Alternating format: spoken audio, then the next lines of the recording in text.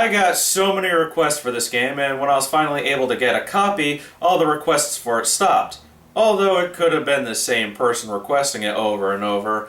I don't know, sometimes all the comments just start blending together. The first time I played Ratchet and Clank was at a family get-together. It was in my cousin's PS2 and he decided to go do something else. Being bored, I picked it up and started playing. At first I thought it was made by Naughty Dog. The graphics, animation, and humor reminded me so much of Jak and Daxter. But then I saw it was made by Insomniac Games and figured that they must have collaborated with Naughty Dog to make it.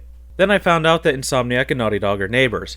Literally, in fact, as they're both in the same building. The only difference is that Naughty Dog is owned by Sony, restricting them to making games for only Sony systems, while Insomniac is their own privately owned company, so they can make games for whatever system they want. So was it really that much of a shock when Insomniac announced that they were going to make some games for Xbox systems? Well, yeah it was, and to answer a question that I know someone's going to ask, no, I don't think that we're going to see a Ratchet and Clank game on an Xbox system because Sony owns that property. Out of the 3 platform IPs that Sony owns, Ratchet and Clank has spawned more games than the Jak and Sly series combined. The Jak series has 3 main titles and 3 spin-offs. The Sly series has 4 main games and no spin-offs, while the Ratchet and Clank series has 5 main games with 1 on the way to make it 6 and 7 spin-offs. However, that can be debated. This is the way that I see it. The main games are Ratchet and Clank, Going Commando, and Up Your Arsenal on the PS2. Then Ratchet and Clank Future, Tools of Destruction, A Crack in Time, and finally the upcoming Into the Nexus, which is strangely missing the Future moniker on the PS3. Then there's the spin-offs. Ratchet Deadlocked on the PS2, Size Matters and Secret Agent Clank on the PSP that were later ported to the PS2, Going Mobile, which is for cell phones, Quest for Booty on the PS3, and that's a game that bridges Tools of Destruction and A Crack in Time, All for One on the PS3, and Full Frontal Assault on the PS3 and PS Vita. I consider PlayStation Move Heroes to be a crossover, and while a crossover is a type of spin-off, a crossover is more of a one-and-done type of thing. Well, normally it is. Comic books tend to abuse the whole crossover thing, like Star Trek and X-Men. And yeah, that happened twice. Since my Mortal Kombat review, I've been putting up a list of games at the end of the videos to show what games I plan on reviewing, and you'll notice that Ratchet and Clank is before the Blinx the Time Sweeper revisit. A lot of people thought that I was unfair to Blinx, so I planned a revisit, but only after I reviewed Ratchet and Clank. Reason being, they came out the same year. In fact, they were released 28 days apart. Blinx was released October 7th, 2002, while Ratchet and Clank was released November 4th, 2002. And they are both very similar games. They are both platform games where you go around shooting enemies in a run-and-gun style. They both revolve around a gimmick. Blinx has the time manipulation, while Ratchet and Clank have gadgets. Both games feature an anthropomorphic creature. Blinx is a cat and Ratchet is a Lombax, which is a strange alien cat thing. And there's other similarities that I'll go over in the Blinx revisit. I'm not revisiting Blinx because I thought I was unfair to it. I'm revisiting it because I want to prove a point and Ratchet and Clank will support it. Anyway, as I said earlier, Ratchet and Clank is a platform game with run-and-gun elements. You either find or buy different weapons as you travel from planet to planet. The ones you buy from Gadgetron vendors are optional, but highly recommended, while the gadgets you buy from NPCs are required. I use the flamethrower majority of the time as you get the most ammunition, and the blaster when I needed a long-range weapon. I did use other weapons and gadgets, but not as often.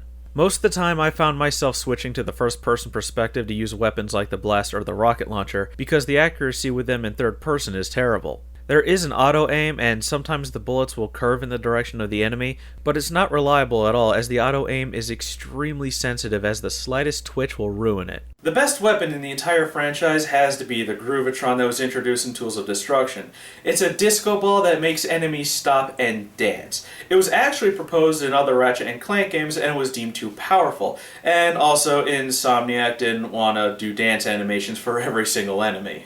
I'm playing the HD collection for the PS3, but I don't think that the game looks that good in HD. You can see the pixels in the textures. Well, let me reword that. If you're as OCD as I am, you can see the pixels in the textures. I think that this game looks a lot better in standard definition instead of high definition. The level design is really imaginative. Every planet that you go to is very unique. However, the layout reminds me of the first Spyro game, which is also the only Spyro game that I played, which is also another game made by Insomniac.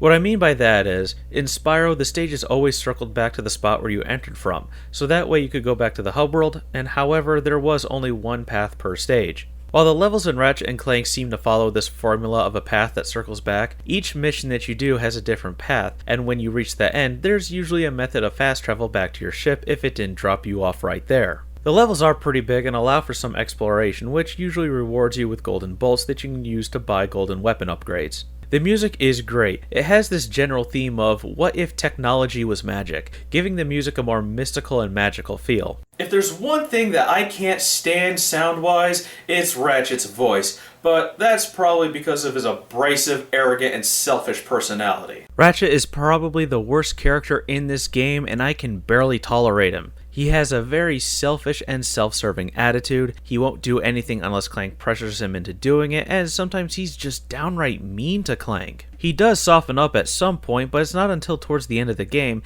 and I'll talk about that when I get into the story. In fact, Ratchet's personality was so poorly received that Insomniac not only changed his personality, but gave him a new voice actor to complement the personality change. The other characters are voiced pretty well and all have great personalities, like Captain Quark, who is supposed to be a superhero but is just a corporate sellout.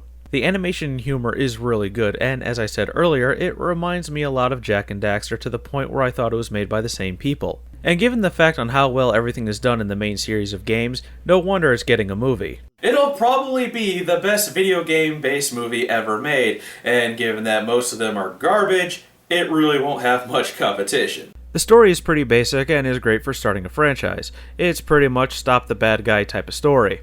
It's straightforward with no big twists and turns. Ratchet meets Clank, the go-to looking for a superhero, but they find out he's a selfish jerk and they stop the main bad guy. The story works really well because it's establishing the characters and their personalities, letting us get to know them on a personal level so they're not just a piece of wood. The one thing I loved that this game did was optional objectives, allowing you to skip over parts that have nothing to do with the story, something that Jak 2 and 3 wouldn't let you do. Most of the missions were pretty basic, consisting of going from point A to point B to get something crucial to advance the story. It doesn't get boring as the action and platforming keep a really good pace. There is some enemy variety. It comes in 3 types, small, medium, and large, that all take about 1 to 2 hits depending on the weapon that you use. When it comes down to age, it's aged pretty well. It may not be the prettiest gem, but it's still extremely valuable. I think that the game looks better in standard definition on the PS2. In HD, there's textures that are pixelated, like the emblem on Quark's chest, Ratchet's right eyelid sinks into his eye sometimes. Just little graphical things you wouldn't notice on a PS2. I would like an option to mute the sound when you collect the bolts though. Collecting one at a time is fine, but when you collect a ton at once, each sound overlaps the other, causing a very loud and long series of chimes. The game still plays very well, and that's what matters. The controls feel natural and Ratchet responds naturally. You're given enough money equal to your progress, allowing you to buy new weapons as you progress through the game, so you're not constantly grinding for money unless you really want all the weapons. The difficulty has a nice steady curve, and rarely is there any cheap damage, which is technically your fault as you either messed up on something or jumped into the fray unprepared. And you will be punished for it, as checkpoints are very far and very few between, if they exist at all. For example, there's one mission where you have to escort an NPC through a gauntlet of enemies. If you die, you have to start all over again, even if the end was literally within your sights. If you haven't played Ratchet and Clank by now, go do it. It's a really fun game with an amazing adventure that entertains you for the entire ride.